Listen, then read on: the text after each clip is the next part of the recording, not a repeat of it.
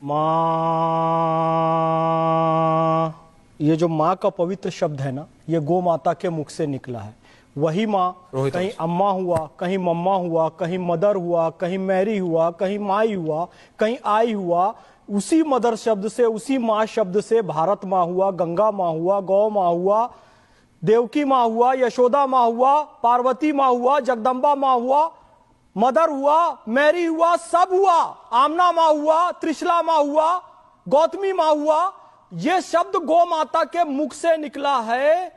जो गौ माता सबको प्राण देने वाली है, उस गौ माता की गौशाला के लिए यह कहना कि उनके गोबर और गोमूत्र से बदबू आती है, गौशाला से बदबू आती है, तो यदुवंशी कोई ऐसा कहे तो मैं यही कहना चाहूंगा कि जब नाश मनुज पर छाता है, पहले विवेक मर जाता है। सुनिए, सनातन के जो 16 संस्कार हैं, गर्भधारण, पुंसवन, सीमांतोनयन, जात कर्म, नामकरण, निष्क्रमण, अन्नप्राशन, चूड़ाकर्म, कर्णवेदन, विद्यारंभ, उपनयन, वेदारंभ, केशांत, समावर्तन, विवाह और अंत्येष्टि, इन सब में पंचगव्य की आवश्यकता पड़ती है। यानी गौ माता का दूध, दही, घी, गोबर, गोमूत्र, इसके बिना अंत्येष्टि भी नहीं हो सकती और इसके बिना गर्भधारण संस्कार भी नहीं हो सकता। ये सनातन कहता है। गावो विश्वस्य मात्रा, गाय विश्व की माता है। गावा स्वर्गस्य सोपानम, गाय स्वर्ग की सीढ़ी। और आइए, पैगंबर हजरत मोहम्मद सल्लल्लाहु अलैहि वसल्लम ने फरमाया, गाय का दूध शिफा है, गाय का घी दवा है और इसका मांस बीमारी है। जो दूध, दही, घी गौ माता से आता है, उसके पास से बदबू कैसे आ रही है? पैगंबर हजरत मोहम्मद सल्लल्लाहु अलैहि वसल्लम की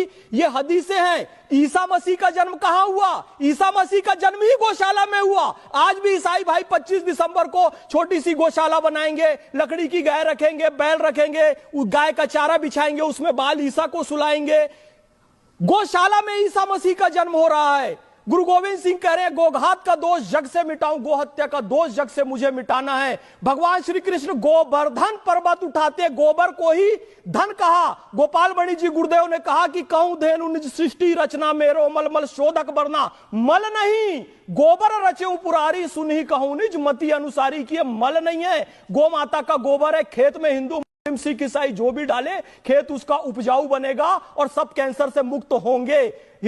सिख, ईसाई कोई भी हो, सब अपना घर गोबर से लीपते हैं, गांव में दीवारें गोबर से बनाते हैं, रसोई को गोबर से लीपते हैं, फूड पॉइजनिंग ना हो तो। ये गौ माता का गोबर बदबूदार नहीं है, ये सुगंध वाला है, सबको बीमारियों से बचाने वाला है। इसलिए कोई यहां पर दावा, पूरे विश्व का किसान दावा कर दे, पूरे विश्व का किसान दावा कर दे, गोबर सर्वश्रेष्ठ खाद है कि नहीं है, सर्वश्रेष्ठ ईंधन है कि नहीं है, है। उसके बाद क्यों? भारतीय संस्कृति का गोत्र गौ माता से आया। शहरों के नाम आप देखिए, गोवा, गोरखपुर, गोकुल, गोपालपुर, ग्वालियर, ग्वालों का नगर, सब गाय से आया। समय का मानक गोधुली बेला गाय से आया। यहां तक कि संबंधों का मानक दुहित्री, जो घर में दूध दोहने का काम करे, बेटी दुहित्री, उसे ही पुत्री कहा गया। हर चीज भारत की संस्कृति। और ऑक्सफोर्ड यूनिवर्सिटी नंदी बाबा से आया। कोपनहेगन की पुरानी स्पेलिंग देखिए, काउ से बनी है। आप विश्व में कहीं चले जाइए, किसी वो गौ माता से ही है। और जो भगवान श्री कृष्ण गौ का महत्व बता रहे हैं,